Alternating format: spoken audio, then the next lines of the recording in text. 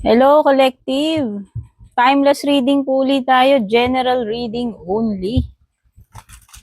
Kunin nyo lang ano yung nag-resonate para sa inyo. Wala pong specific sign ito kasi general reading kahit na anong sign po ninyo.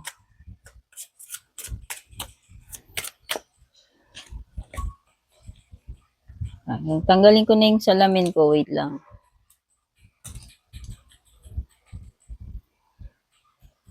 For the overall energy maganda, you have Queen of Coins, which is a sign ng stability. I think mukhang okay. Mukhang kasya ang budget. Kung budget ang pinag-uusapan, sa pera, wala masyadong problema. Pagdating sa mga gagawin mo, maganda rin. Mukhang magagawa mo yung mga dapat mong gawin. Kung meron kang ine-expect, mukhang positive or successful yung outcome niyan. Productive.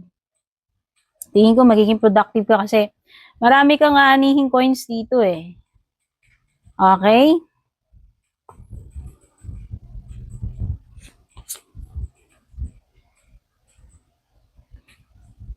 In the area of career or money, yan, mukhang may mga bagay ka na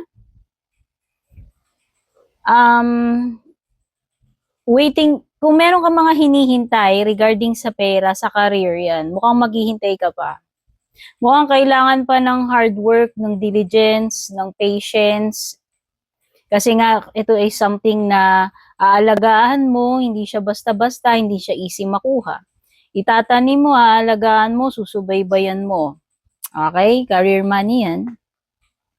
Pero magiging rewarding yan since yun yung overall energy. Sa tingin ko, maganda yung aanihin mo. Mukhang worth it naman. Okay?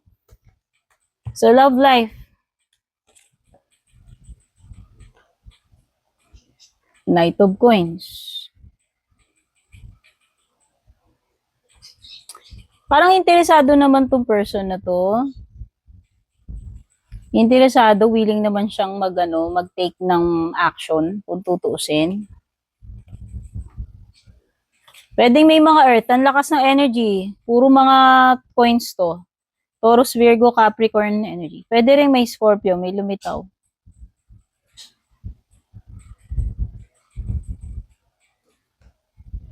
Hindi ko alam kung nagkaroon na ng ending sa inyong dalawa since ang death card is associated din sa ending. So, yan, hindi ko alam kung ito ay mangyayari pa lamang or nangyari na. Pero yan, kung halimbawa na nangyari na yan, pwedeng itong person na to is indication niya is kahit sabihin mo may natapos na sa inyo, pwede pa rin namang mag-take action tong person na to. So, sa tingin ko, pwedeng interesado pa rin siya eh. Kung ako yung tatanungin. Right now, pwedeng may mga pinagdadaanan yung relationship ninyo or pwedeng may dadaanan itong person na to.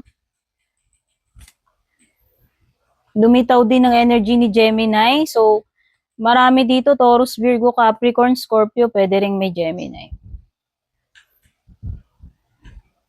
Changes eh. Lakas ng energy ng parang dumaraan sa transitioning, dumaraan sa changes yung relationship ninyo or itong person mo. Okay, ang nasa-sense ko dito is parang nasa adjustment period, nandun sa period na may pinagdadaanan, andun yung may mga part na dapat harapin, i-accept. Pwede rin namang itong magician na to is pagtitake ng action. Minamanifest ka nito person na to eh.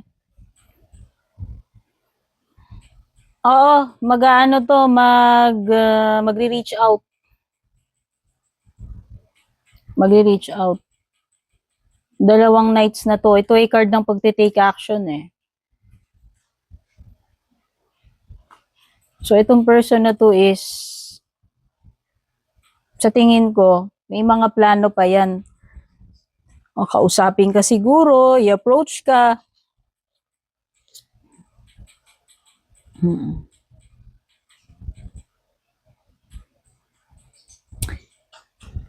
May mga bagay na dapat harapin pagdating sa relationship ninyo, mga bagay na dapat pag-isipan ng mabuti, pag-usapan.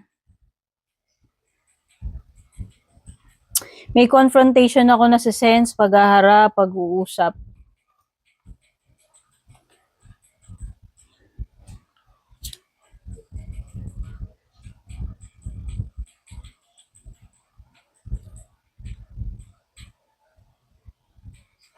Ewan ko, pero nung nakita ko to, lumitaw siya, na-feel ko is parang merong nagkulang sa effort eh. May nagkulang or nagkukulang sa effort. So, hindi ko alam. Pwedeng energy mo yung tinutukoy dito, pwedeng energy ni person mo. Andun yung andun yung gustong mag-take action, andun yung gustong mag-approach. Pero parang nasa sense ko, kulang pa rin yung effort. Yun yung nafe-feel ko rito na meron something na kulang pagdating sa effort. Ikaw man ang nagkukulang o siya?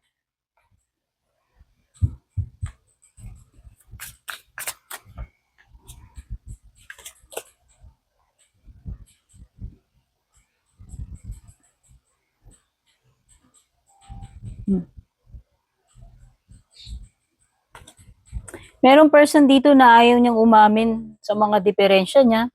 Merong isa sa inyo dito na siya yung nagkaroon ng kasalanan pero hindi siya umaamin. Oo, siya yung may atraso, siya yung may ginawang mali, siya yung may ginawang sikreto, pero hindi siya umaamin eh. Hindi umaamin, ayaw umamin. Dami talagang nights. So, ang dami talagang nakikita ko dito na parang magkakaroon pa ng continuation to kung ako tatanungin. Kasi ang strong ng mga nights, which is pwedeng movement pa rin eh. Sabihin, hindi pa talaga natatapos to. Kahit sabihin natin na may lumitaw na death card dito kanina. Kung meron man nag-end, nafe-feel ko talaga na maaaring may reconnection, may pag-reach out pa, madudugtungan pa, kakaroon pa ng movement dito sa connection ninyo. Strength card, Leo energy.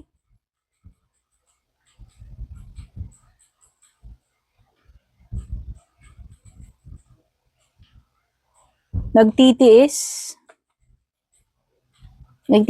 nagpapasensya or hindi niya ayaw magpadala, alam mo yung ayaw magpadala sa emotions. Basta meron something dito na pag-hold back. Kung sino man yan sa inyo. Okay?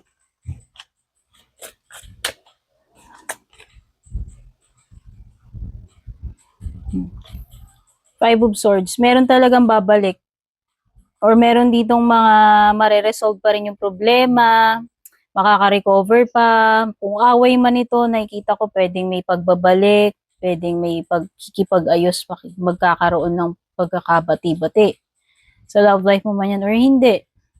Okay?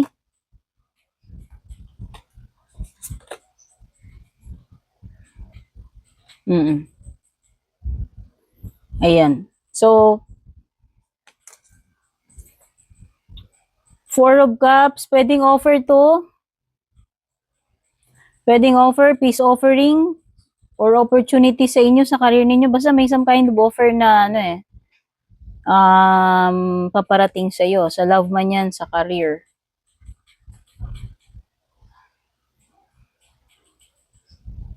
Parang napifeel ko rito, kung dati parang nawala ng interest, nawala ng gana, meron something dito na babalik sa dati. Magiging interesado na uli. Okay? So, yan yung mga na-pick up ng energies. Kung gusto nyo ng private reading, tignan nyo na lang. Lagay ko somewhere dito sa screen. Ay, wait lang. Hindi ko basta dyan sa screen. At syempre, pa-follow, subscribe, babush.